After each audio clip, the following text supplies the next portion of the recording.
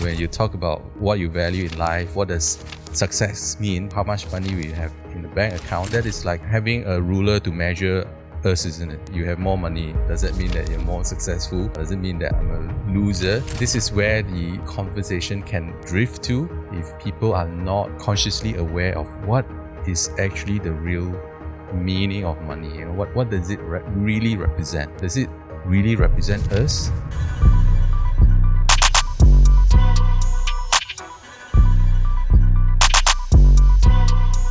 Hi everybody, welcome to the Human Exchange, or THX for short, a platform where I want to discuss all things performance, potential and purpose in a real, raw and hopefully relevant way. Here at THX, I like to engage with what I call humans and not just experts. And today I've got a brilliant human here, a human that I just got to know recently, Terence. And what we're going to be talking about in this episode is we're going to be talking about money. Now, why money? Why on this podcast? Well, I've kind of taken a look at THX's journey so far. We've talked about relationships, we've talked about work, we've talked about mental health and even the environment, right, in the most recent episode. But we cannot escape the fact that money plays a big factor in our lives.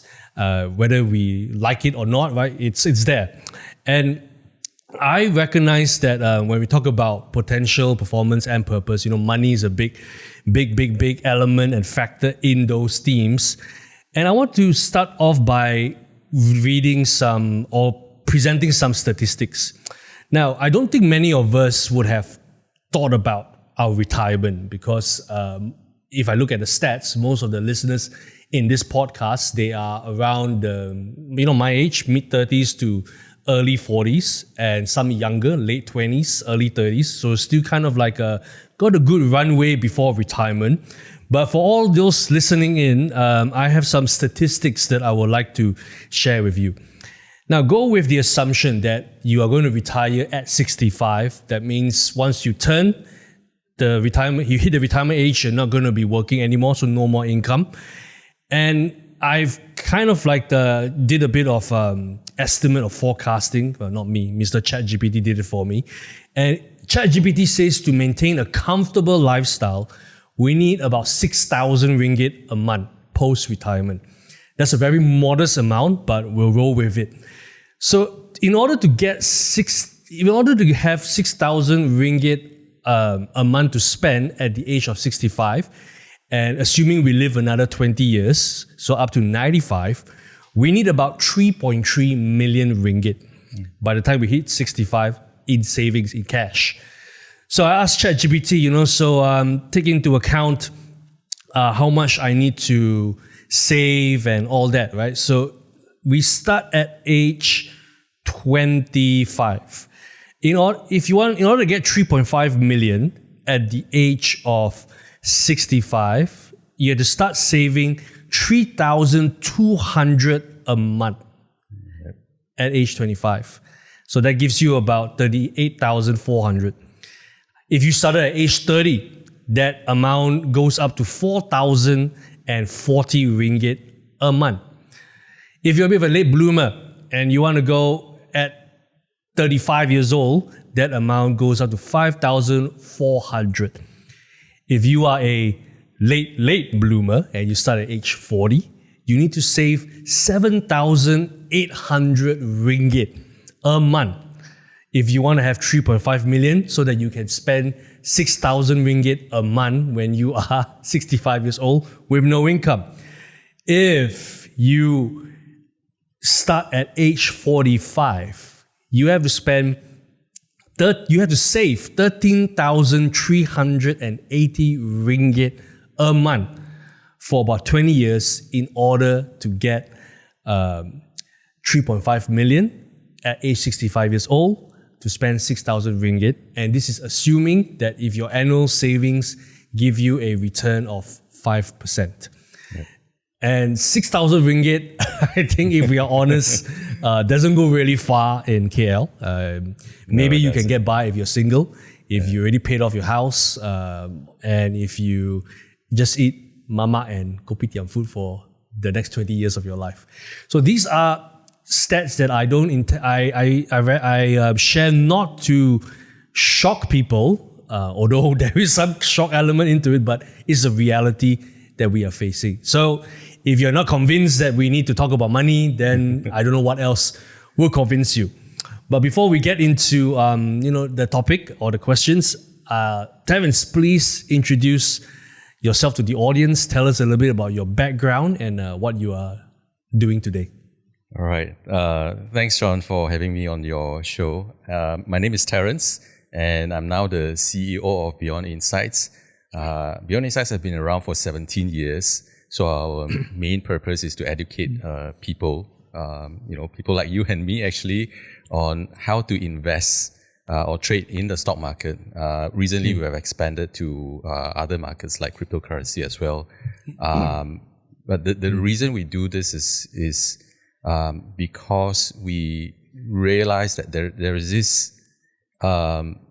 this challenge, right? You just talk about the numbers, right? It sounded like a game of impossible endeavor, Yeah. How do you save 50% of your income every month?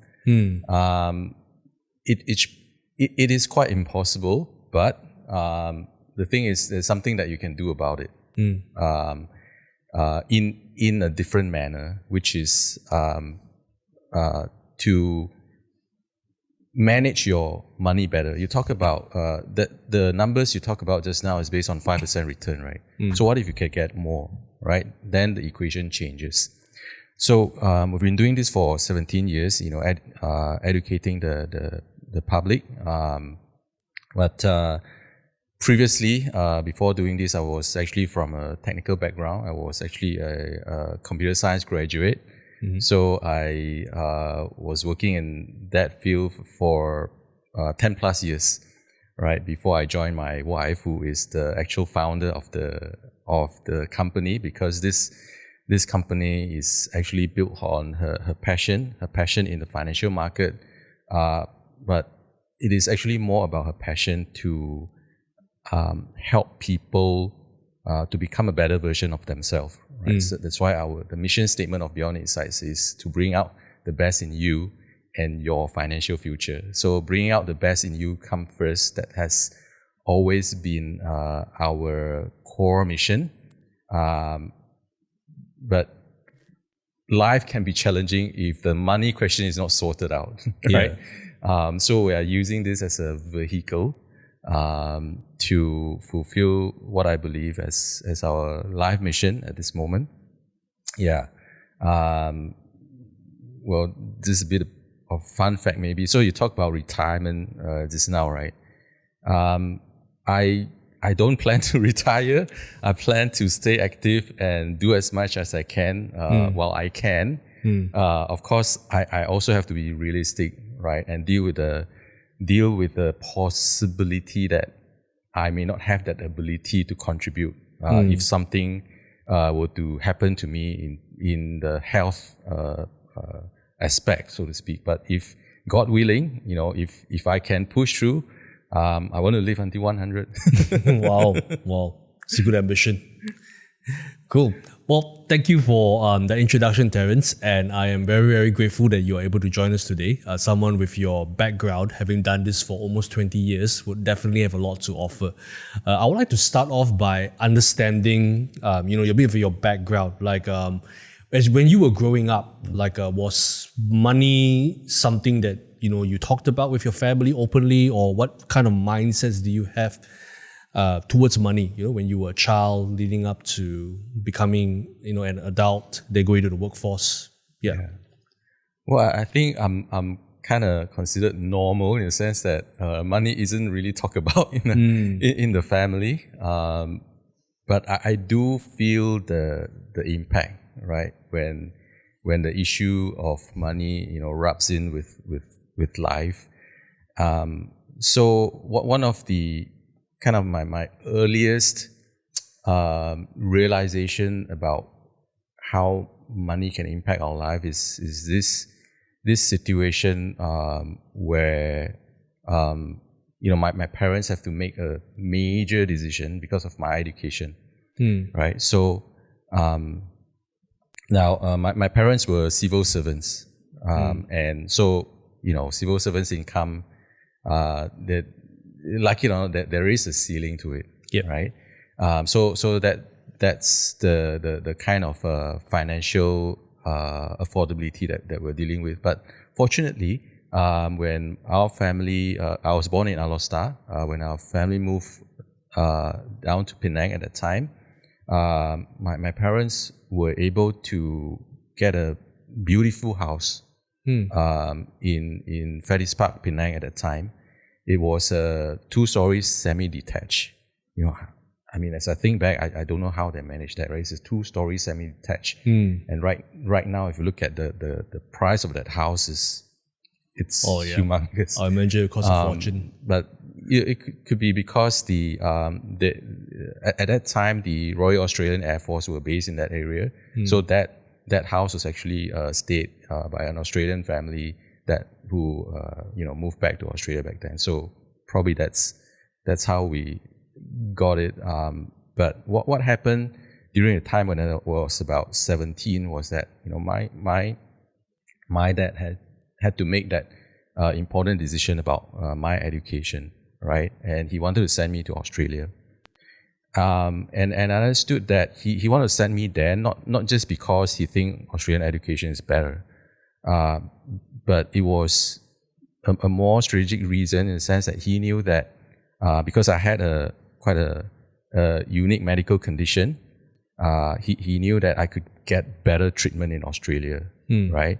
And his intention was that I go and study there, and if I had the opportunity, stay back there so that I can get good medical care for my medical condition in the future. Well, of course, at the end, it didn't turn out that way. I came back to Malaysia, but that part of the experience told me how important money was, because although the education fee for Australian university was still relatively low at the time, right? So this was in the early 90s, but still to be able to afford it, my dad has to sell the house, that lovely house that I grew up in, downsize and move into a small apartment in Batu Lanchang at that time. So that was kind of a shock to me in that sense, right? Wow. I so love this house and this area that I grew up in, and now we have to move to prepare for my education. And things were not the same again, and I could see the stress as well. I think my parents did their best to to isolate me from that stress, but I knew there were struggles, there were quarrels, about those money decisions, and so that was my first realization of how important money can be, when it comes to shaping our destiny, so to speak. I'm really grateful and appreciative of that opportunity to study abroad, because that I would say I've been quite a pampered kid during my childhood, but that experience taught me a lot of things, right? To be able to live independently and so on and so forth. It was definitely an experience I really treasure in my life, but my parents have to make huge sacrifices to help me get there. So, yeah. Wow. Well, thanks for sharing that. And I think that's probably not far from what many people who grew up in I would call maybe medium income households experience, right? They've probably seen the families talk about money, but maybe not in a so positive sense, where they'll say don't spend so much money, or you got to save money. And for you, that was a clear example of when sacrifices had to be made. But I think you mentioning that there are a lot of fights that happen that sometimes we may not even know about. I think statistics also telling, right, that most marriages end because of money, right? That's money right. issues. That's So I know a little bit about Kathleen and your background, but talk us through it, some of it. Help our audience understand. You and Kathleen, you were working in big companies. You had stable jobs. You had relatively good incomes. Yeah, you can consider them maybe even above the average incomes. I mean, based on the videos and the stories that I heard your wife share. What made you guys then decide that, this is not the best path? This is not the... because you stopped, you left those jobs, and then or rather, let's take a step back before that.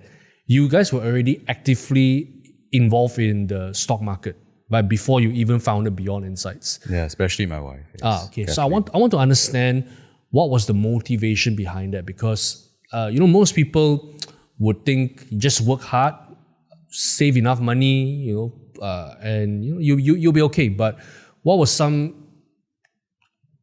catalysts or triggers that caused maybe especially your wife to look into the stocks, to decide that this is another way to grow my wealth? Was it just something that she has always been interested in? Because some people naturally, they're a bit more money-minded, right? They want more money. So then they'll look for other ways to diversify money. So was that the case for your wife and you, or was it more of like something happened or some realization kicked in and you go like, wow, I think we better look at ways of diversifying our income? Right. So let me connect the dots looking backward.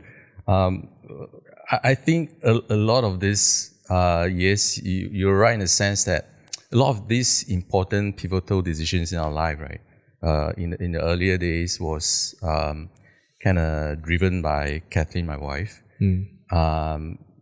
My character in my younger days, I'm a bit more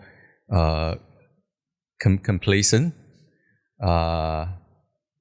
but Kathleen, she had an interest in finance, right, from the early on. I don't think she can explain why she has it, but before she graduated, she told me that she actually thought of being an accountant. But she's not finance background, right? Yeah. So what's her background? Just for same computer science. Computer science. Okay. She was also a computer science graduate and become a computer engineer. That was their first job. But before, during, I think before she went into college, she actually thought that she wanted to be an accountant.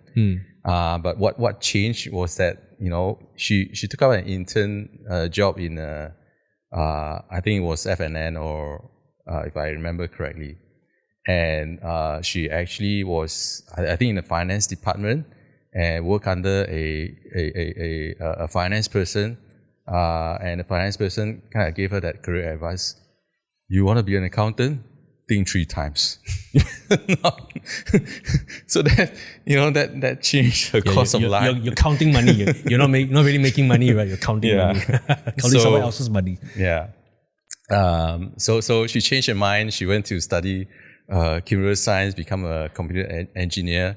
But what also triggered this chain of events after that is that same as that rude awakening that we had after going through the numbers, right? The exact same thing you did at the beginning of the show, which caused us to realize that, hey, even with our projected income growth from our salary increment plus bonus and all that, it might not be sufficient. When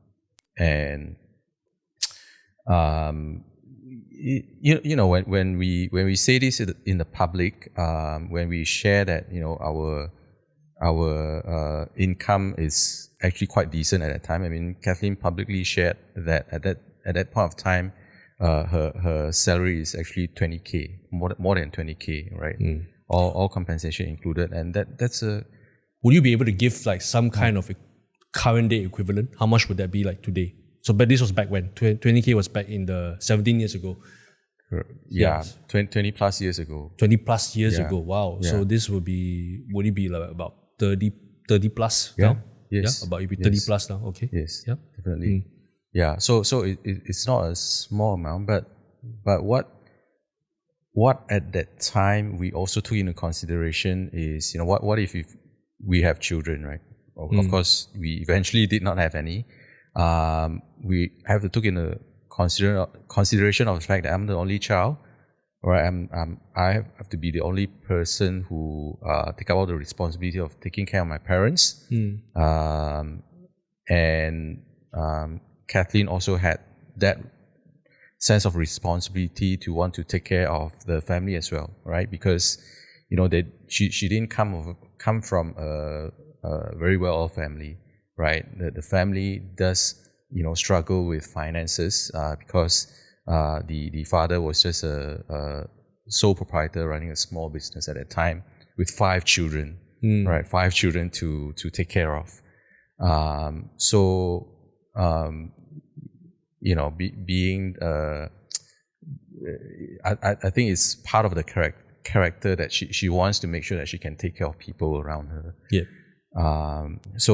We did all the calculations, factoring all the worst case scenarios, and we realized that, hey, our salary is not going to cut it, and just depending on that is not going to work. And this is plus your salary, because that 20K 20 years ago, 30K now is only her salary. So with yours, there would have been a bigger amount, and even then you found, wow, it's probably not going to be enough. I was also doing 10 plus at that time, that was an awakening for us. That's why we started to look at solutions. And we started exploring. We've done quite a few things, right? I personally went into direct selling myself, taken that path, been there, done that. But what we have concluded in the end is that, stock market is one of the most conducive way for us to be able to grow our wealth, so to speak. And Kathleen being Kathleen, because she has an inner interest in finances, right? As I shared with you. So she took on to this like fish in water, while I kind of sat back and take the easier methods, because just to give perspective to people, in a stock market there are many ways you can generate returns. You can be a long-term investors. You can be a short-term to mid-term trader. That means you are in an investment position for a few months and then you're out of it, right? Or you can be a really, really short-term trader, like we call them the intraday or day trader. You are in and out of a position just within a day. So there are various methods and strategies to generate return in the market, right? Depending on your character, your preference, the amount of capital that you have, and several other factors, right? For her, she's like totally invested in it. Her interest she has strong interest in it. So she is the one who explored all the different strategies, right? And which is the foundation of our company today, because today Beyond Insights is able to offer the width and the depth of any knowledge that people need to have in order to succeed in stock market. But yeah, to come back to the story, that was Kathleen. She actually put in effort, attention, and commitment and conviction to make it to make stock market investing and trading a successful endeavor for her. It took her about 3 years to come to the point where she has this confidence that, right, I now have the ability to generate a consistent return from the stock market, and I'm now ready to make other decisions in life. So that was around 2016 or 17, where back then Kathleen was working in Intel Cyberjaya, which was started because they wanted to secure the multimedia super corridors data at that time. So it came to the point where the organization decided to shut down that that division in Cyberjaya and relocate everyone. So Kathleen took that decision to say, all right, I'm not going to go through this corporate experience anymore. I'm gonna just stop and think about what I want to do for my life, right? So that's when she started her so-called a full-time trading journey while I was still working with my company. And this was 2000 and this was around 2007. 2007. Yeah. Okay. So I think I mentioned 2016. So it should be 2007. That year. So she took that break, but she was still actively trading. And what she realized with that lifestyle is that it was like totally boring for her. Just like facing the screens. Yeah. every day. I mean, she only had to be in the market for a couple of other hours a day, right? And she didn't know what to do with the rest of the time. She wanted to meet up with her friends, but her friends are all working. Yep. So that's when she had this idea that she wanted to do something, right? Using her ability and her knowledge. Throughout that season, right? We've also learned and went through other life experiences. It was also because of the stress and the work pressure that we both had in our working environment, that causes a rift in our relationship, right? Because at the time, we are so focused on developing our career, so the marriage and relationship kind of took a back seat, and a very back seat.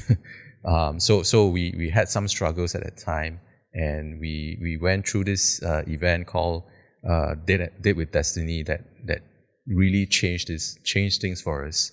Is it a Tony Robbins event? Yeah, that's right. Yeah. So from that event, not only we were able to realize what was the issue with our relationship, we were able to use that experience and that knowledge to further clarify what is it that we want out of life. And of course, there's so many other experiences after that, including including our relationship with God, including us, going back to God as Christian, living a Christian life. So that has a huge impact for me down the road as well. But yeah, it was that moment where she decided, okay, I want to do something. She founded Beyond Insights, and even back then, what we really wanted to focus on was actually personal development. I see. Yeah. So it wasn't a financial. Yeah. Did it start off as a financial education? Did not start off as that, right? That's why we call a company Beyond Insights, which at that time was actually we wanted to give people insights to life. But we did the market research and we realized that, hey, this kind of training, personal development training, is probably not going to earn a lot of income. Probably not worth doing, because at least at that point of time, most of these personal development training, right, are corporate trainings. Yeah. Right, and a lot of times people who are sent to this kind of training didn't want to be there, so we didn't want to go into this kind of education as well. And then we have this idea where, hey, why don't you start by just teaching what you're good at, right? And there was some resistance at first on the side of Kathleen, but then came another opportunity. The one of our teachers who taught us how to trade options in our early days actually gave us an opportunity to talk about trading psychology, the mindset and psychology about succeeding in investing. And this fell right into Kathleen's lane, right? She loves talking about this stuff. Because even back in Intel time, she's a lot into conducting leadership training for the team back then. So, we that's how we actually started our first program. It was called Trading for Success. We don't talk about strategies. We only focus on the mindset and psychology about trading, about money. That's our very first program in Beyond Insights, and we got 90 plus students. Right, that was a blessing because these students were acquired from that teacher who thought that nobody will want to listen to this stuff. So he said, if you guys want to do it, go ahead.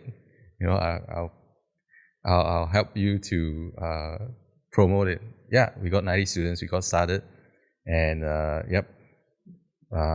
that's how we evolve from there. Hi everyone, before we continue with our conversation, I want to take this moment to ask a favor from you.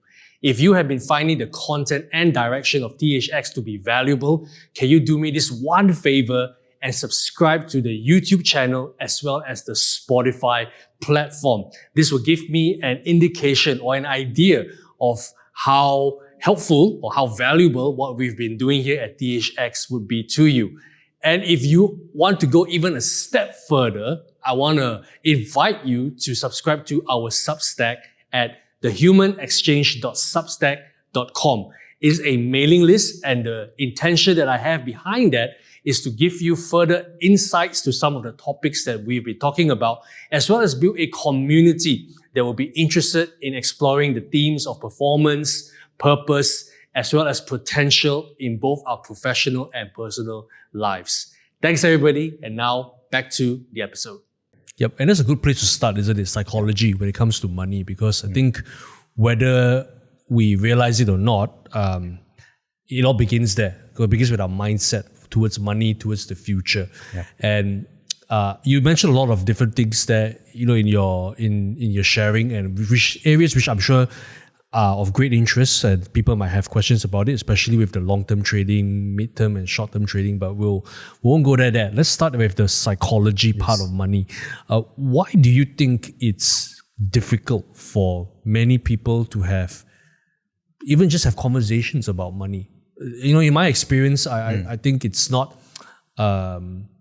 It's kind of like it's kind of like those topics, right? Like politics and all that kind of divides. Yeah. Or why do you think is that? Why do we not have better financial education even in schools? Why don't we teach children? What is money? I mean, we do teach them, but the way I see it is that it's all more of like an optional add-on rather than an actual life skill that we impart. But if all that we have shared so far in this episode, it is a critical life skill, isn't it? Knowing how money works, how it grows, and even our psychology behind it. So why is that? Why do you think there are not more and more people, or why are people not comfortable talking about this in their homes with their spouses?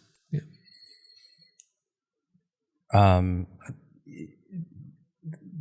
The main reason is because money is so attached to our identity. What I mean is that it's like when two guys come together and talk about money, it's like you are like totally naked with one another, because as you get into the topic, you have to actually review what you value in life, right? You have to, because money has been used as a tool of measurement for success, for achievements, and so on and so forth. So it has become something that people conventionally use to measure themselves, right? To measure how well they have done in life. And these are not comfortable thing to discuss, because it is very uncomfortable to talk about values, right? Value systems, without getting into the feeling of, am I being judged here, right? You think this is important, but I don't think so. So, Are we going to argue about this? Right? Are you going to say that your philosophy in life is better than mine? And you can see how this kind of conversation can expand into uncomfortable territory when you talk about what you value in life. What does success mean? Because if we are to talk about how much money we have in the bank account, that is like having a ruler to measure us, isn't it? Measure, okay, you have more money, okay, does that mean that you're more successful? Does it mean that I'm a loser? So this is where the conversation can drift to if people are not consciously aware of what is actually the real meaning of money. What does it really represent, right? Does it really represent us?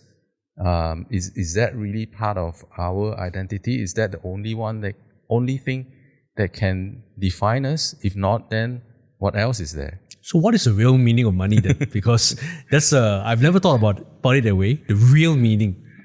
So how would you describe it? The real meaning of money. I would come from the context of stewardship, right? So money is just one of the resources that we have in this world, and it happens to be a man-made resources. So let's talk about it from the perspective of natural resources, right? Today, we are able to live in this comfortable environment where we have continuous supply of water and electricity, right? So these are things that we never have to worry about, unlike our ancestors, 1,000, 2,000 years ago, right? They have to toil just to get water from the water source, and there's no electricity to talk about, and they have to go about life like that. So let's take water as an example of resource, right? So water is a natural resource. Now we have this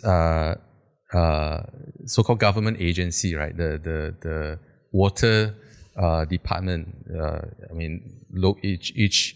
Each location have its own local agency that manage that resource, right? So their duty and responsibility is to take water from the natural sources and bring it to households, right? They create a facility, the systems to bring water to households, and they charge an amount of money in order to be able to maintain that facility. So they are stewards of the natural resources, right? To bring it from the source to the people who will benefit from it. And I think if we see money as a resource, then the mindset will change. Versus how a lot of people see money is that money is a possession, right? It's something that I possess. Now, if you possess something, naturally you want to control it, right? Possession means control, and you want to control it. And when you want to control it, you start to give different meaning to it. So I want to add on the other perspective, right, about the meaning of money, coming from the human psychology point of view. So there's this theory about the six human needs. This theory says that all human have these 6 needs that drive us to do what we do. Okay, this is a bit different from the Maslow hierarchy of need, because the Maslow hierarchy comes in a hierarchy, right? Yep. Where your needs will change as you ascend to the different so you level. got your base needs and then going all the way to the top, which are more like wants rather than needs, so to speak. Yep. Correct. But 6 human needs, it's always there, right? No matter what your social status is. So what are these 6 needs? There's a need for significance. Significance means that we want to feel that we have an existential meaning in this world, right? We're not here for nothing, right? We are here to mean something, at least to someone. and there is the need for certainty, right?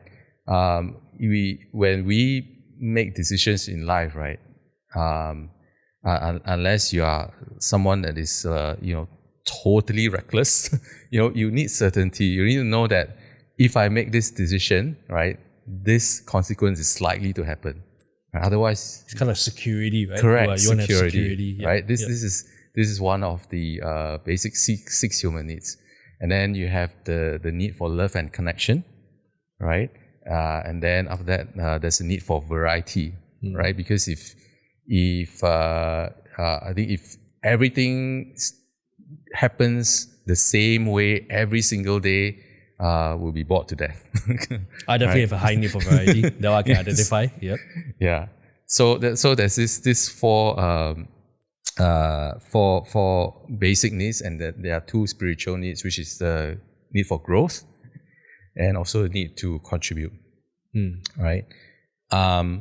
So now the question is, which of these needs does money satisfy?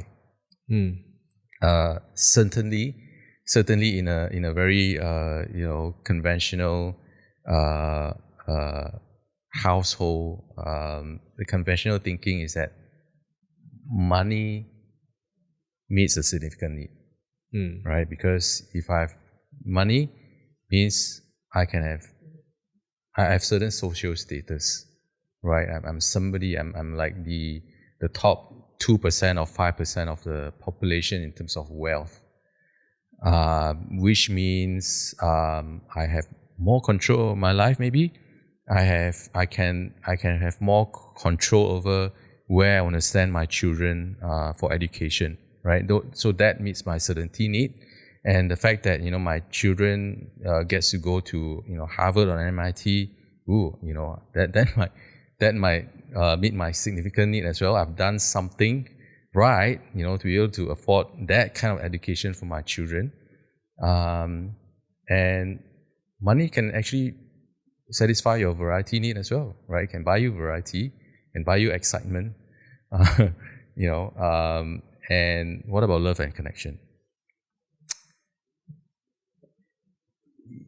It is,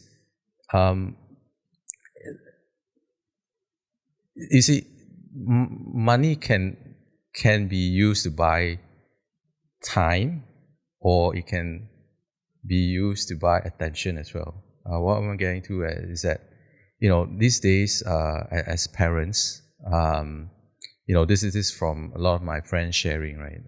They had to deal with pressure at work, and then they have to so-called manage expectation at home as well. When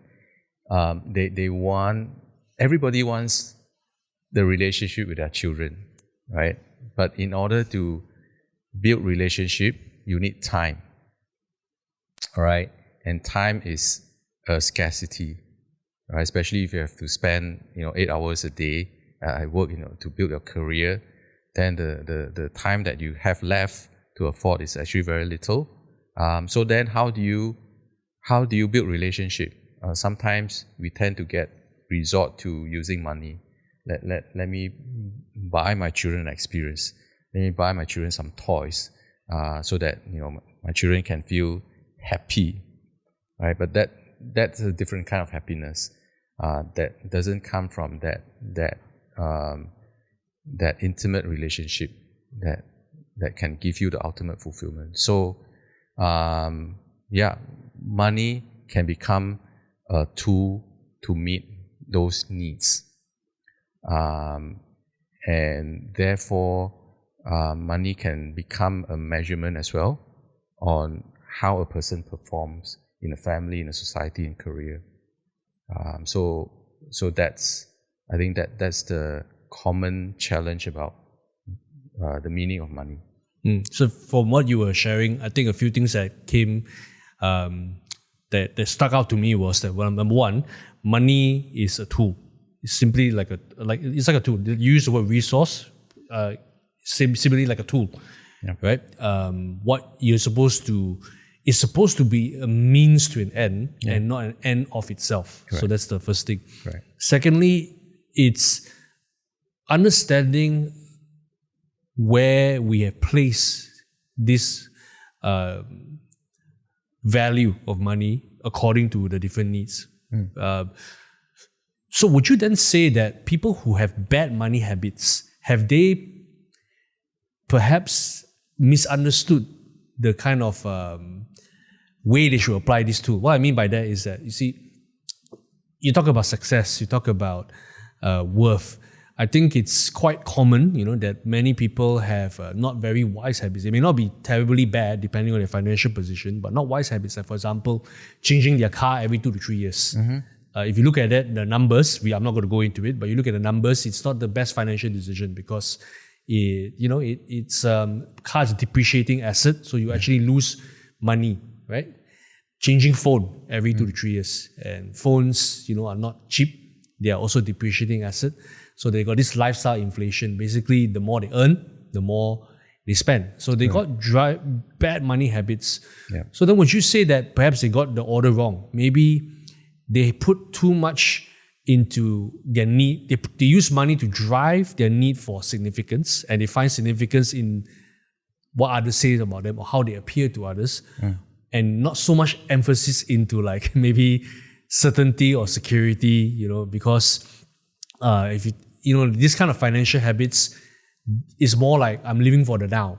I'm not really thinking for later, so I rather feel important now and not think about later. So I don't know, like, help me understand a little bit why then is it more common that people have bad money habits than good ones? Yeah, what you have brought up is called the present bias, right?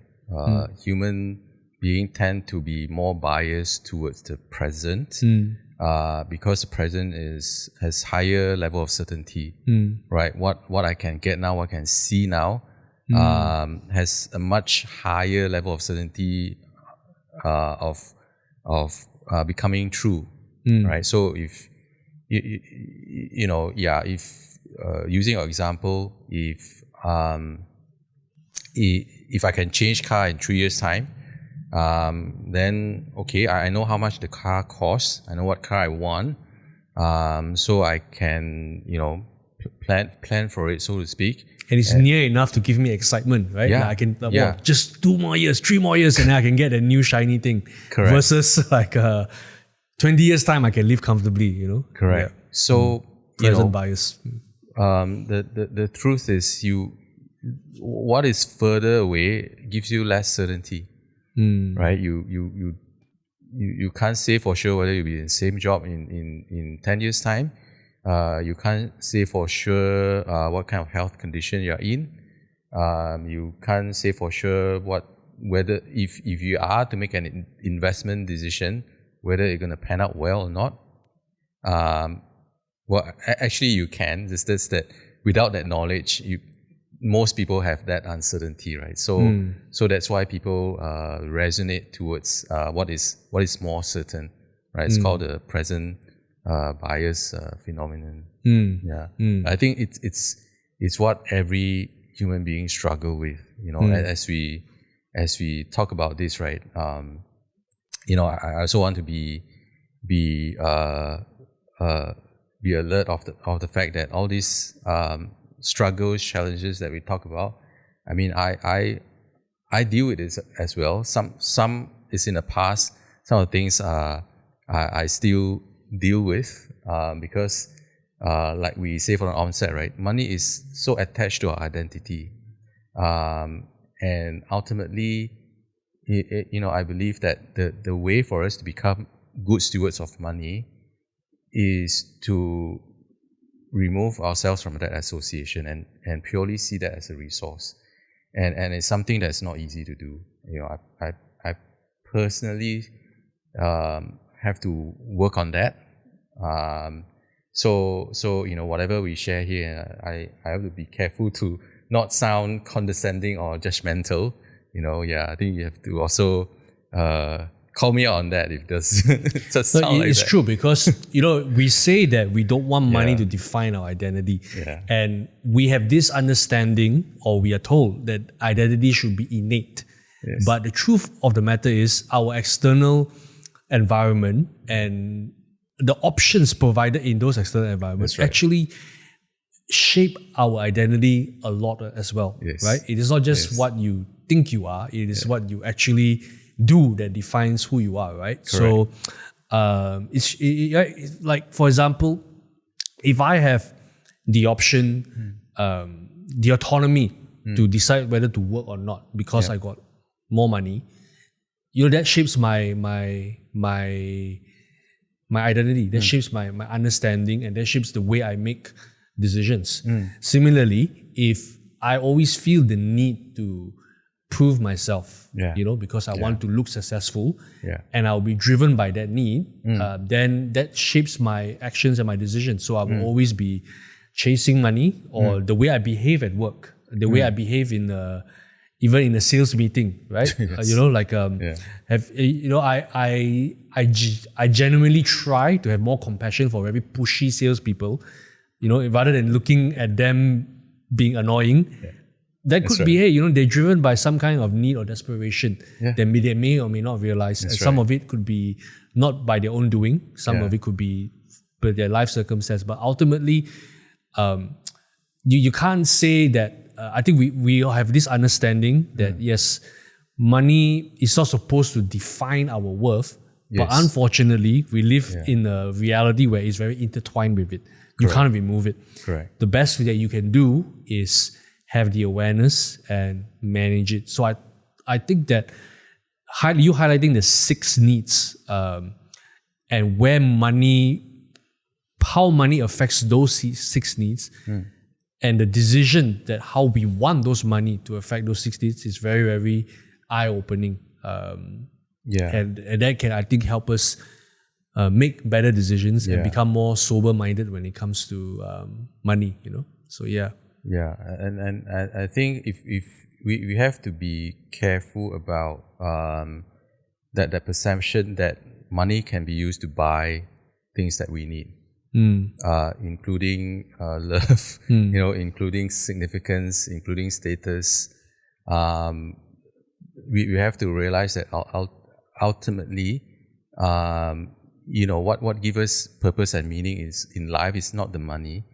But what we do with the talent that is given to us, with the resources that is given to us, right? So when we use money to exchange for things that we want, that can send us into that endless pursuit.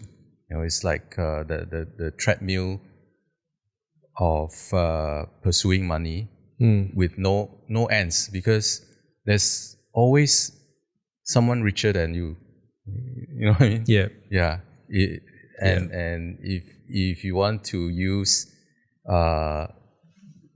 money as a standard to measure ourselves, this pursuit will never end. So it has to come to a point where you say, this is enough, right? This is enough for me, and I have enough to thrive as a person, and it is time for me to look at it money differently, right? Perhaps look at it from the angle of what is actually true wealth as well. What is true wealth then, in your opinion? In my definition, true wealth is that ability to have a choice, choice over what you want to do, when you want to do it, and who you want to do it with. That sounds very liberating, isn't it? Because I think what we don't realize also is this thing called the golden handcuffs, that sometimes you may be in a very high paying job, or your business may be doing well, but because of certain lifestyle choices you have made and commitments that you are dedicated to, it could mean that while you may have a lot of money, you may not have a lot of freedom, right? I would imagine, talking about lifestyle inflation, right? If you and your family are used to living a certain way, you may think like that's how you choose to live. But actually, on the converse side, it could be that no, that's what you there are choices that you have made and that you've gotten used to, and it's very hard to walk away from it. A very simple example would be, if you tell yourself that I can only drive Continental cars. I'm a car guy, so definitely when it comes to Continental versus like Japanese, Korean cars, the experience is totally different and it's much more superior, right? But if I get used to that, I get accustomed to that, and I tell myself I will only buy Continental cars, right? I will do whatever it takes to give myself that financial means to buy it, whatever that means, whether it means taking a loan or buying cash or whatever. But I'm still bound by that choice because that has gone into my mindset that I must drive a Continental car. Similarly, people who say, my family must have holiday 2-3 times a year. Yes. We must go to Europe trip. We must. Why? Who say must? Yeah. We must only eat like omakase. We must only go for like Japanese. Yes. Why? Yes. These are what I'm trying to get at is that sometimes we think that we have choices, but actually we have kind of like handcuffed ourselves to those choices that we make, and it's very hard to tear ourselves away from those things. Correct. Because of what you said, identity. So we have found, that has shaped our identity now. Whether consciously or subconsciously, I am a successful guy because I drive Continental car. I'm a successful guy. I'm a guy of value because I can go for European holiday every year. I'm a guy of status because I can eat at these restaurants. But these choices, depending on what is our actual income level or financial or cash flow situation, it either traps us or limits our options, right? Yeah. So you have led into that topic about value that we talked about in the beginning, right? So we make choices based on our beliefs and values. So as you rightly said, everyone's value system is different, and if we are not clear about our values hierarchy, that's where we can fall into that trap of chasing after things that are perceived to have value, but actually not really things that fulfill us, right? Because if you think about it, right, the family holiday, that trip to wherever it is, what are people actually looking for when they bring their family for holiday? Memories, fun. Memories is that connection, right? Yeah, with the family, connection. Supposedly, but of course, a lot of trips that are observed, it kind of doesn't happen that way. It can end up being very stressful. Yeah. Whichever interesting place that you bring the children through, the children can be totally disinterested and being indulged in the phone all the time, doing their own stuff. But ultimately, what's behind that intention is that need to build that love and connection, isn't it? Yeah. But then sometimes people got lost in the means instead of the end. Yeah. Right. Yeah. So it's very clear then, because what you brought up is very true. Your values actually shape your decisions. Yeah. But yet, I think many people do not have actual cognizance of what their values are. Yeah. So they make decisions because they think they are just making decisions, but actually they've been driven by their values, and they have not quite stopped to look at, hey, what is it I really want in life? What is it I really, what is it that I really value?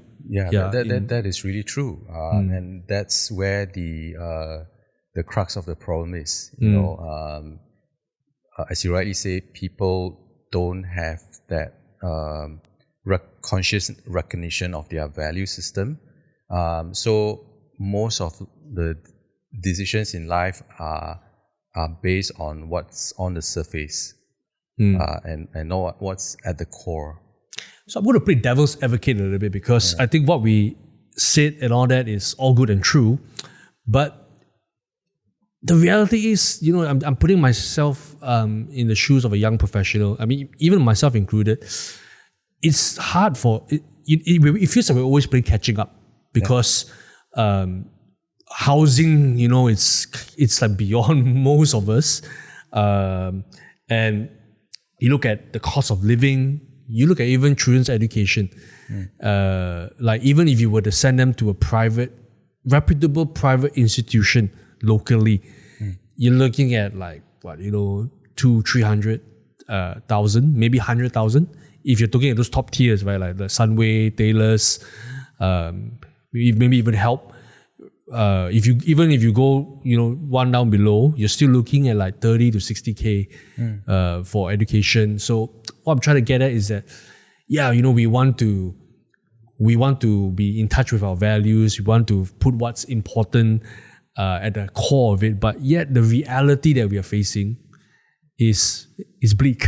I'll put it this way. So, but is it a myth though? Is it really bleak, or is that really the reality? What are your thoughts on that? It is a reality. You talk about housing, right? So I was looking at some data recently. So that there was this indicator that the government is using to measure the affordability of housing, right? So that I can't remember the exact name, but that number for Malaysia is 4.7.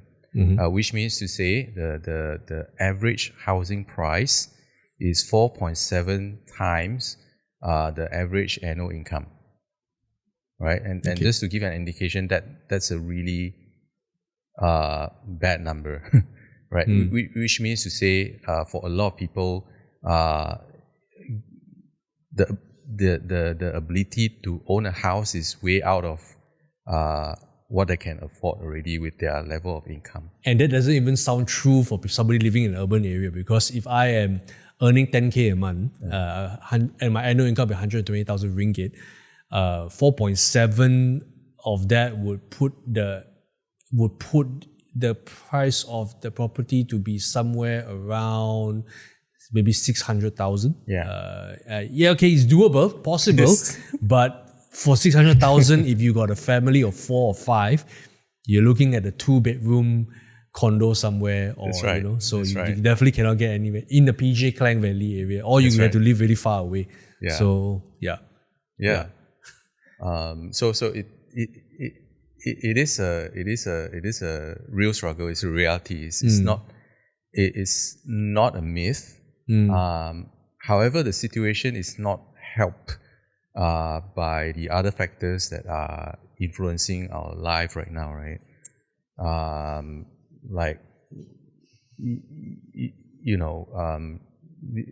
These days,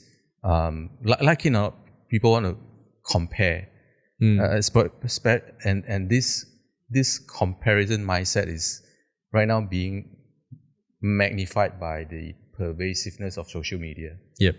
Right. So many social media influencers out there.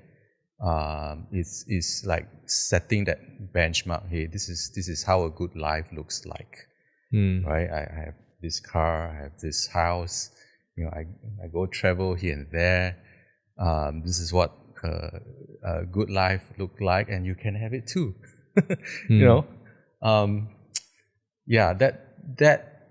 That puts people, that conditions people mind, like it or not, to want to aim for things that they don't actually need, or also it gets people to compare themselves to someone that is at a totally different context, right? The person having that kind of car, having that kind of house, may be working 18 hours a day, right? Sacrificing whatever he needs to sacrifice to get there. Or they could come from generational wealth. Yeah. But is that your situation, right?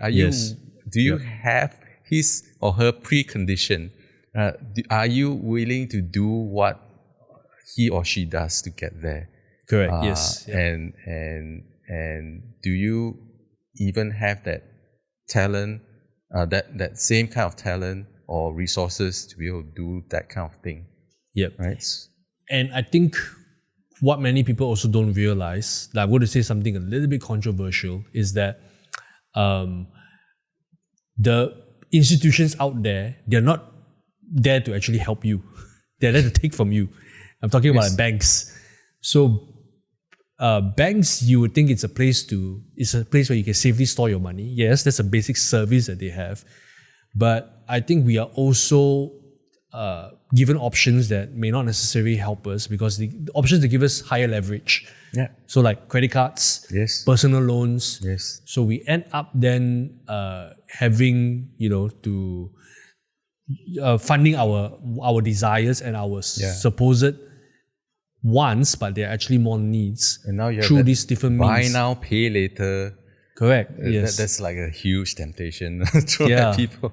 Yeah, and they don't realize this, that actually these people pushing this stuff to you, they're not trying to help you. They're trying to get you to spend more money, because that's their KPI, or that's their modus operandi, right? Yes.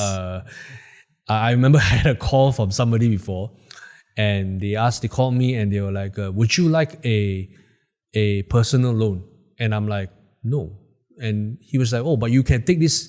I said, "Do you have any debts?" I said, No, I can manage quite well. He said, "What about credit cards?" My credit cards are I use them more for points. I always pay off the balance. I've never let my credit card go beyond the pay by date. I don't go into the next month. I don't go into credit, so to speak.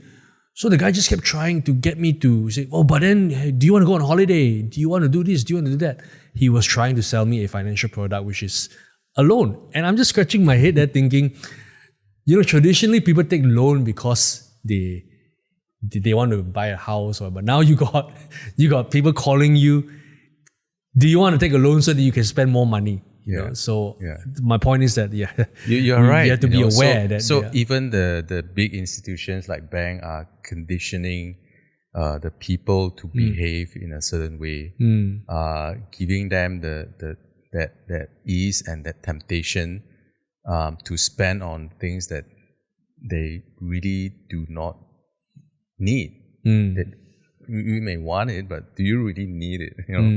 I think that's a really important life decision that we have to make on a daily basis, which a lot of people don't make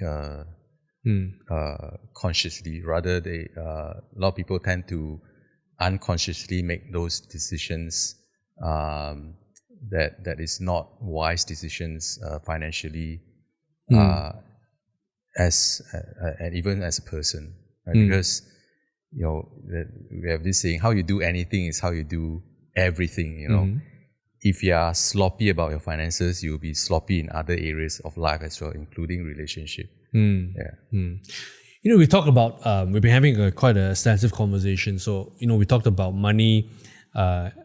We've established that money is a resource. It's what I call a means, right? It's more of a means to an end rather than an end of itself.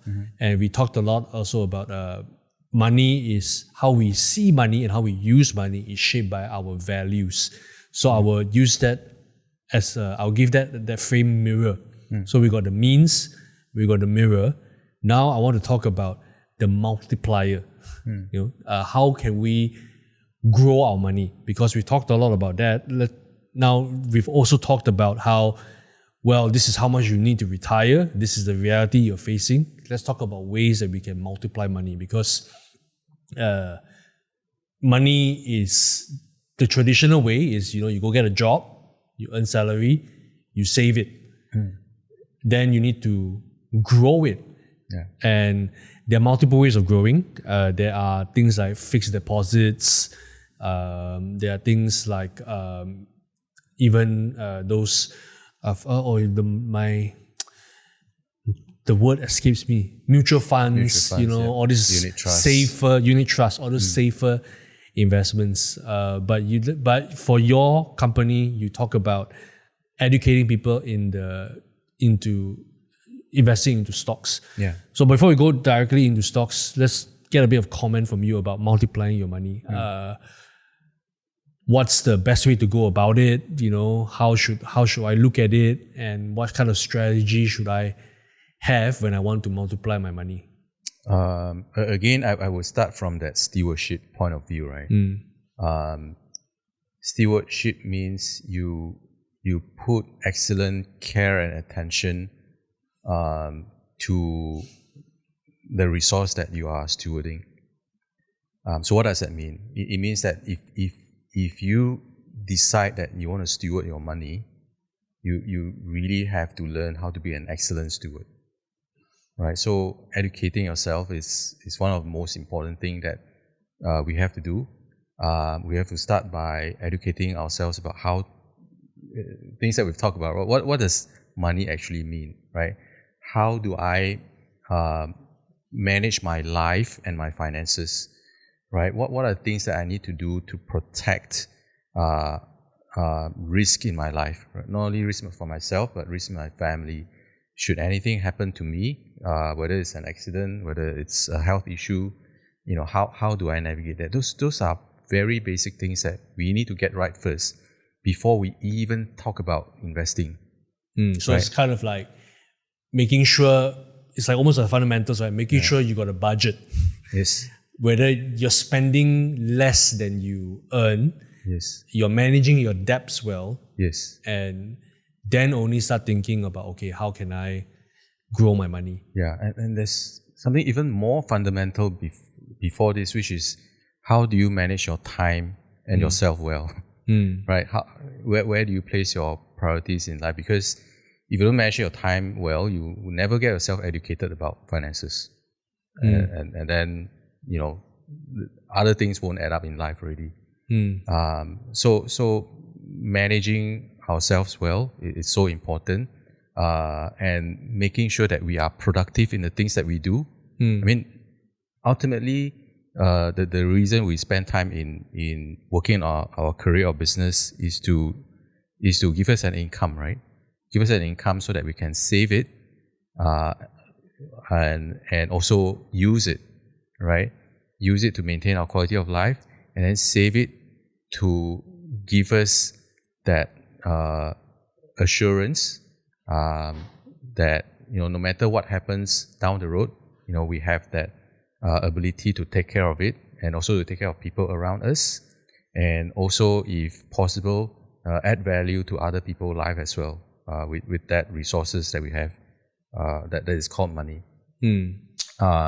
So educating ourselves and do the fundamental first, which is make sure all our risks are protected. We are living well below our means. Those are fundamental that needs to be settled before anyone can talk about multiplying money. Yeah, it's also understanding. So we talk about the meaning of money, but we also have to understand how money works. And how money works is all about value, isn't it? Correct. Think about it this way. If you were to buy a pair of Adidas shoes, you'd probably be paying something like 600 to 700 ringgit. Versus if you had a generic brand of sneakers or a local brand, you would think that I'm not going to pay. If it's Adidas, I will pay 600-700 ringgit. But if it's a generic brand or local brand, I'm not going to pay that much, because what is that? That is about value. Now, value can also be both perceived and real, isn't it? And I think when it comes to work, many people don't have this understanding also. It is all about how you are able to bring value, like you said, be productive. Yes. That's the real one, but also how you're perceived.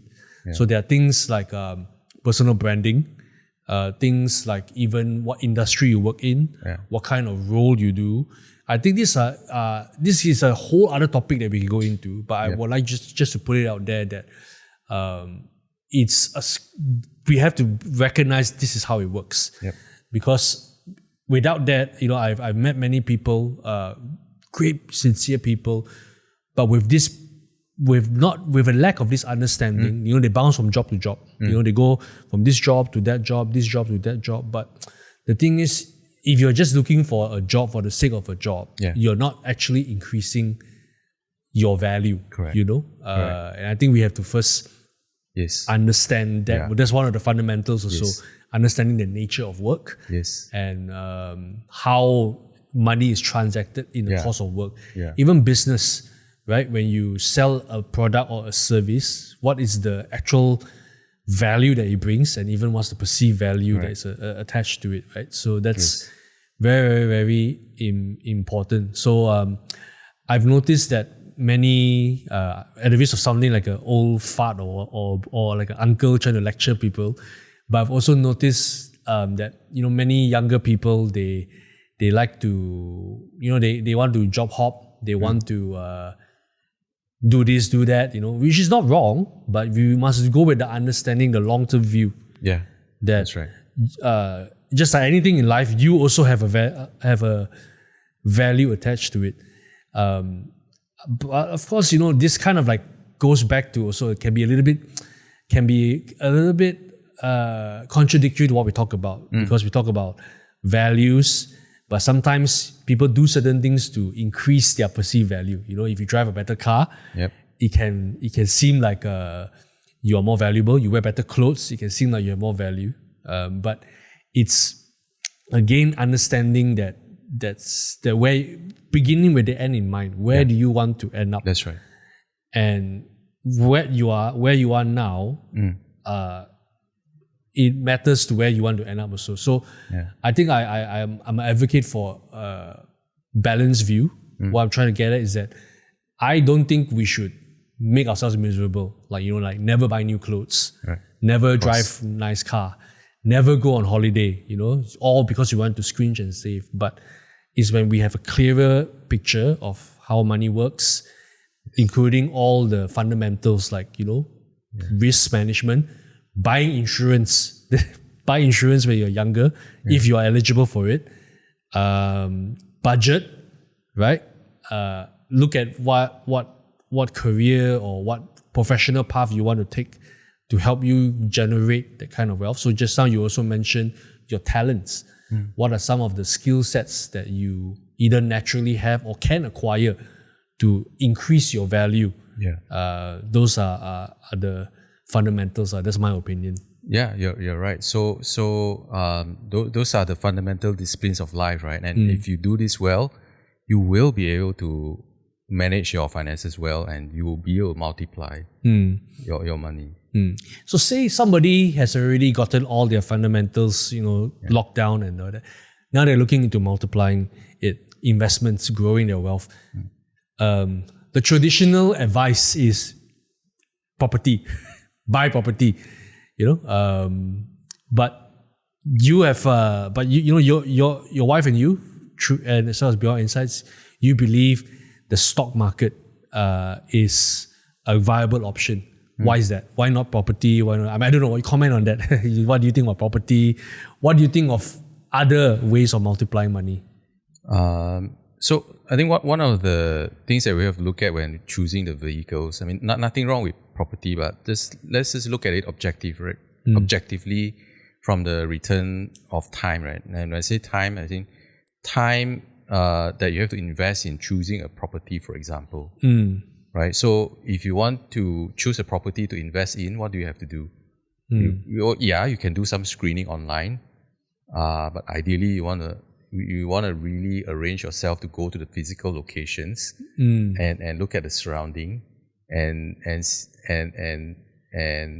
validate whether the location is really as what the picture is showing. If you say whether there's a LRT station nearby, is it really easy to get to?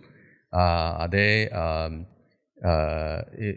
when the property agents say that this location will really increase in value in the future, are there really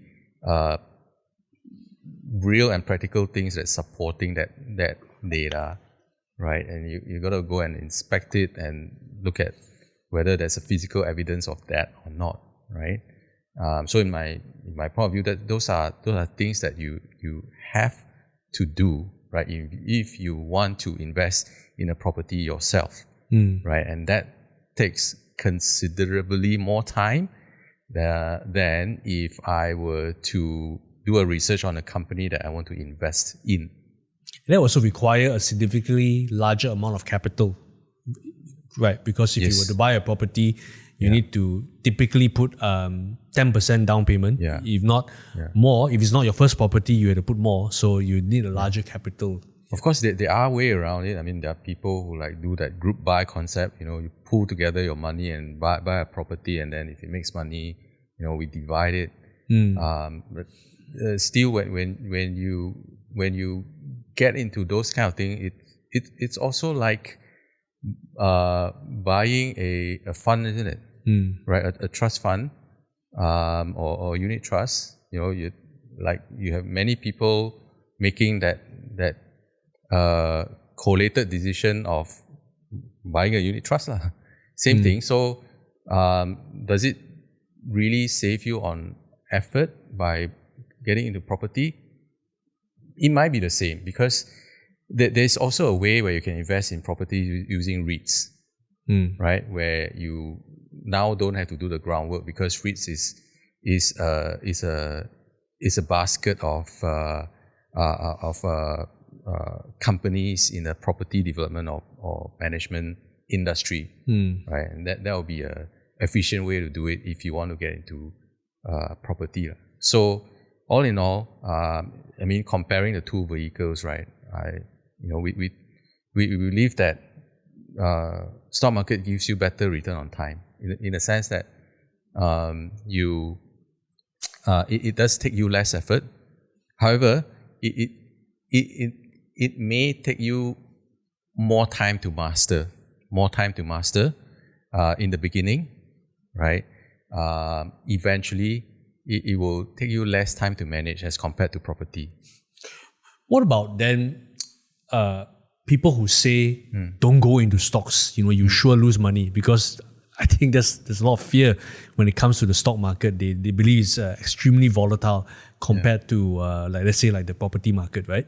And then earlier, I think I heard you mention that your company also teaches people how to invest or trade cryptocurrency. I mean, there's even larger fear on that, right? There are a lot of scams going on and all that. So how would you address these fears and concerns?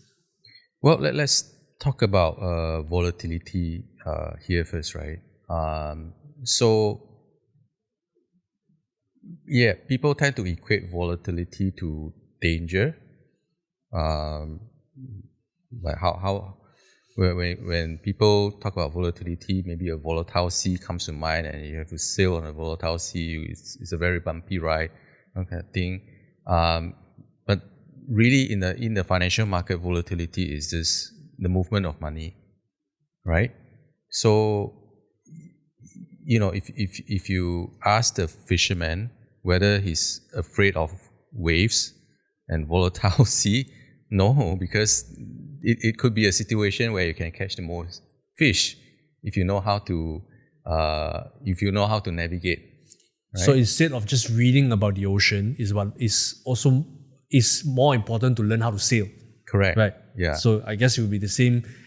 That principle applied to any kind of investment is to actually really educate yourself in it. So Correct. how educate yourself in whatever vehicle you choose, right? Property, stocks, and everything like that. Yes. Yeah. And also when we talk about volatility, a lot of times people are taking a short-term view when they talk about volatility. If you look at a typical stock chart within a month, you see volatility as it's going up and down, seemingly no direction, right? If you just take a 1 month snapshot. But if you look at stocks like Netflix, Nvidia, Microsoft, you look at it from a 10-year, 20-year point of view, it's on a clear uptrend, right? So it's about you making a good decision and sticking with it, right? Unless circumstances changes. Yeah. So the volatility in between a lot of times are just noises. You can develop skills to deal with noises, right? As I said, there's some fishermen who thrive in stormy seas. You can be that kind of fisherman if you want to. But if you see things from a longer time frame, right, you see that, hey, those volatilities are just part of the nature of financial market. And you've got to see, yes, it is undeniable that volatility can cause us to lose money sometimes. Lose money, I use this term loosely because it's a common term, but as an investor and trader, right, we don't see losses as losses. We see losses as fees that we need to pay to make this business successful, right? Yeah. So is this a transaction fee that we need to pay in order to get long-term success? We don't see losses as losses. Yeah. But people who don't have enough understanding of money, because money is so attached to the identity, right? Every loss hits them hard. It's like, man, I'm a loser, man. It's like me scoring 60 marks in my exam when I'm supposed to score 100 marks as what my parents expect. Yeah. So it's almost like in the effort of, in the initiative or effort of multiplying money, there will be losses. It's very different from saving, right? Because like if you save money, arguably the only losses that can happen is if you lack discipline. Like let's say if you got this much to save every month, but for whatever reason that month you decide to splurge a little bit more. So that is kind of like your doing. But if you go into the also just to add on, if your savings return doesn't overcome structural inflation, right, you also lose. Yep. That by you see people are present buyers, so they don't see it. But I think when you go into the realm of scaling, you have to now understand that it's almost like a different playing field. Yeah. It's not the same as I save 2,000 ringgit every month. Right. It could be like I invest 2,000 ringgit here. Over 1 year, I may have lost, let's say, 500 ringgit. But then somehow over 5 years, I gain another 3,000 because the thing grew. Something like that, if I were to put it into really layman terms for the people out there. Correct. Yeah. I've been to, I had the privilege of being to Beyond Insights courses. I've gone through your methodology and everything. So, but for our listeners and our viewers, tell us, what would distinguish Beyond Insights versus all the other financial gurus out there? Because there are people out there who teach, this is how, buy my course or come to my talk and I can teach you how to make money, blah, blah, blah. So how would you share Beyond Insights differentiation or unique value proposition compared to all the other gurus? Okay, this might sound weird, but the approach that we've always come from is that trading is a journey of character building, right? And although when you come to our program, we'll teach the strategy that you need to learn. Ultimately, what we want all our students to understand is that if you don't have the right mindset about money, about investing, this will be a tough ride for you. Yep. However, if you buy into the concept that in order for you to become a successful investor and trader, you have to build strong character. So it doesn't sound like you are advocating for quick reach. Some people who may view like, I want to grow my money quickly and exponentially, so I should go into the stock market. So definitely not the kind of student you'll be very keen on. Yeah, it's not sustainable. Yeah, it's not sustainable, and it's not good for anyone, right? Like I said, it is a journey of character building, and even when you learn strategy, right, we do our best to enforce that mindset of discipline, right? That mindset that if you can be disciplined to follow the system, right, that system will help you to overcome a lot of other things, including your own emotions. your fear, your greed, your hope. It will even help you to deal with the market volatility, because the principle of the system is to do this, right? To help you to make decisions amidst uncertainty, right? To help you to find the most important decision-making point and give you guidance to make those decisions, and leave everything else as noise until you learn to decipher those noise, master those noise, then you can have better and better results at the end. And if you think about it, right, this is what we have to do in life as well. There's so much noise in our life, people telling us what we want, what we need, and so on. But how many of that are really genuine and true to who you are as a person, right? So if you mirror this concept in life, I think people will also do well in life. Not just stock market. Yeah. And I mean, I've been through your system and your courses. What it really comes back to is about educating yourself. Yeah. I think the only way you can kind of like decipher the signal amongst the noises, true signals, is when you equip yourself with knowledge. Yes. And educate yourselves. Yeah. Now, having said that, I think educating yourself still requires listening to others, but it's coming back to understanding what is your motivation, right? What is your end goal, and what is how you view money, and even how you view wealth, right? And success. Because I think for some people, success will be true to them only if they become extremely wealthy. But along the way, there are many pitfalls that could happen, right? I mean, we don't need to get into that, but that's the reality. If I were to kind of like put it into a stages of money, I see it this way. I think first is survival.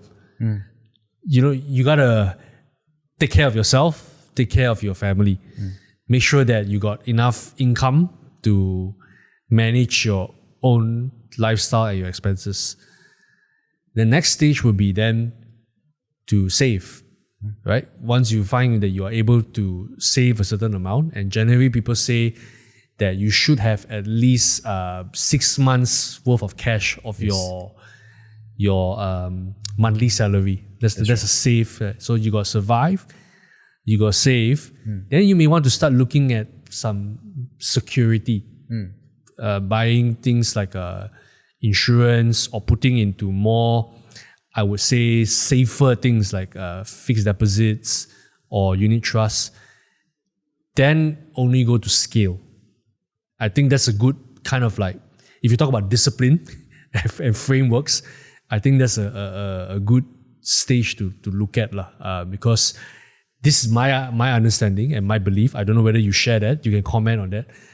When you talk about multiplying money, it's important, first and foremost, because it gives you the kind of leverage that is needed. Because we already talked about the numbers. If you just want to save, this is only as far as it can get you. And the amount that we are even looking at, that those figures talk about, to me is very minimal, because 6,000 ringgit a month, 20, 30 years from now, is that even going to be enough? And then on top of that, you may have other things, other commitments, or you have lifestyle choices, right? Yeah. But when you want to scale your money, it is my belief that you need to invest money that you are prepared to lose. Now, it does not mean that you will go and put yourself or expose yourself to situations that you may lose, or you definitely will lose, or I don't know, but that's just my opinion, right? That's the safest way to approach scaling money. You got to make sure that you're secure first, then only you look into it. So, example would be, if I have, I determine that I have 1,000, 2,000 ringgit to grow. I must be willing to accept that I may lose this 2,000 ringgit. Yes. Then I think that's the best position to decide to invest. Versus those that I mean, we've heard so many horror stories the past couple of years, right? People who withdraw all their savings, put it into these crypto scams or crypto promotions or campaigns, and then they lose everything. Yeah. They were given promises like, hey, you will definitely get 8% return, promise. But in that kind of scenario, say if you are presented with a very wonderful opportunity, just hypothetical, whether this opportunity is true or not, they don't take all your savings out, man. Yeah. Decide, hey, maybe I can spare 50,000 out of my whatever, or I can spend 5,000. Would you say that's a good principle to have? I absolutely agree with that. I think that is being responsible for yourself, for your wealth, and for people around you, right? I think that's part and parcel of being good stewards of your wealth and your money, so to speak. So definitely, if I absolutely agree with you when it comes to scaling, in that definition, only use money you can afford to lose. Just be careful though, because they may also be this mindset, okay, since this money is what I can afford to lose, let me take the highest amount of risk possible, right? Yep. It's almost like, okay, I have this money, let me see I can hit the lottery or not. Right? The mindset of that is the same as those people going to the lottery shop buying the 2 ringgit lottery, just hoping for the best, million, right? Yep. And I think we also have to be careful of this mindset, because again, back to the principle, how you do anything is how you do everything, right? That risk management attitude has to be carried all the way through. So now if I have 100,000 spare cash that I can afford to lose, I still have to be good stewards to this 100,000, right? When I approach my investment, I still want to make sure that I do all I can in terms of risk management, right? You came for our program, we have this principle, right? You only risk 1%. 1% of your capital in any investment, right? Of course, 1% may sound ridiculously small, but if you really look at it, it's not small. But it is a principle that we must have, even if we are dealing with money that we can lose. Because at the end of the day, if you want to get into this endeavor, right, of investing or trading in the stock market, you want it to generate sustainable return for you, right? You want it to become a skill and an ability. You don't want to be your next lottery ticket that happens to strike, right? Yeah. So if we take that approach and we do it diligently, then this can become a genuine wealth generation vehicle, right? We always tell people, if you want to do this, you do this professionally. Never come in a mindset of, okay, I can become rich in 3 years. No, you won't, because just to learn the market, right, whether you're an investor or trader, it will take you years. Not because it's difficult, but because you are doing this part-time. Most of people, right? You have a career, you have family, you have limited time to learn in the market. So, but use that, right? You use that 1 hour or 2 hours you have every day, and you will get somewhere. It's gonna be worth it now at the end of the road, right? Yep. Even if it takes you three years. Sometimes I wonder, people would spend their weekends taking up MBA. I know you're taking up MBA, but in perspective, right? This ability is also very, very important, right? It's worth spending that 1 to 2 hours a day, right? If you have the need and desire to do so. Yep. And what I appreciated about the Beyond Insights program, I mean, this episode is not sponsored by Beyond Insights, in case you're wondering. But what I appreciate about that is that it helped me understand or break this mindset of stock market is like gambling. Because it isn't, unless you do not know what you're doing. Correct. Because with lottery, it's literally gambling because you are buying a ticket and you're hoping for the best, in a way, right? But with the stock market, and I think with technology nowadays, before, if you wanted to get into any stocks, you have to, call the remiser or the broker, Correct. go to the physical branch and then place your order and then look at the counter. Very old school, but now you've got the internet and everything. So it's a lot more accessible to people.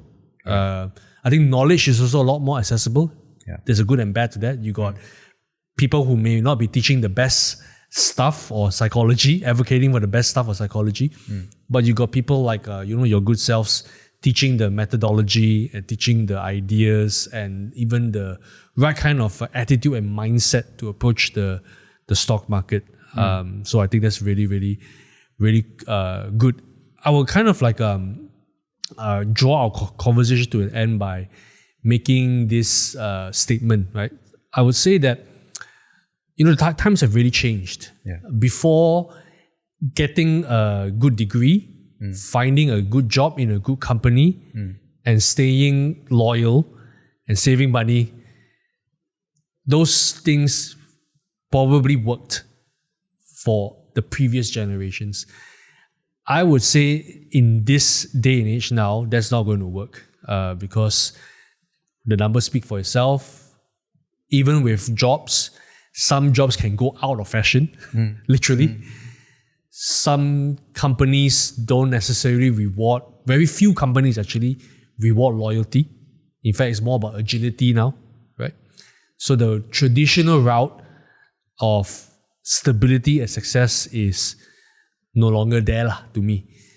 And then we are also faced with external factors like inflation has gone off the roof, income has stayed the same, and cost of living and everything, and now we got geopolitical risk, right? Wars, disrupting supply chains, all this kind of thing drives costs up and is a threat to our livelihood via our income source and all that. Yeah. So I think it's important that people get educated, people understand how money works, what's the meaning to it, get educated on different ways they can grow their money, because this is essentially the day and age we're living in. I'm a realist, I like to paint the picture. And I'm thankful that you were able to come to this episode, and I'm thankful that companies like yours exist, that we can help educate the public. Before we come to an end, what are any other final thoughts or advices that you would like to give to our audience in regards to whether it's money or investing or whatever that's on your heart or mind?